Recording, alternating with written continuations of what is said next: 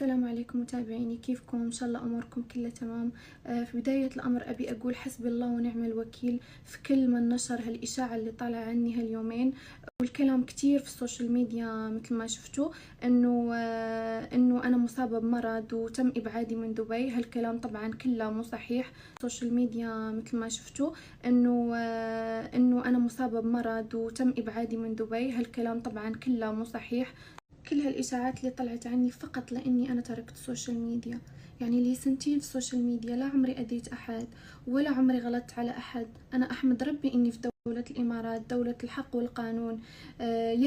القانون يحمي الصغير قبل الكبير، وما يرضون بالغلط وما يرضون بالشائعات. راح اخذ امارات دولة الحق والقانون كل الاجراءات اللازمة، وهالمرة ما راح اسامح يعني ابدا. باذن الله المحامي حقي علي حسن حمادي راح يتاخذ كل الاجراءات القانونية في كل شخص نشر هالشائعات او روجها.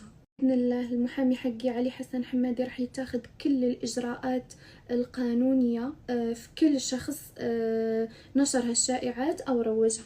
بإذن الله المحامي حقي علي حسن حمادي راح يتاخذ كل الإجراءات القانونية في كل شخص نشر هالشائعات أو روجها. بإذن الله الاجتماعي راح يبلش فتح بلاغات حتى لو كانت الحسابات يعني في جميع الدول الخليجية. فقط هالشي اللي أبي أقول، وحسبي الله ونعم الوكيل مرة تانية. حسبي الله ونعم الوكيل، حسبي الله ونعم الوكيل.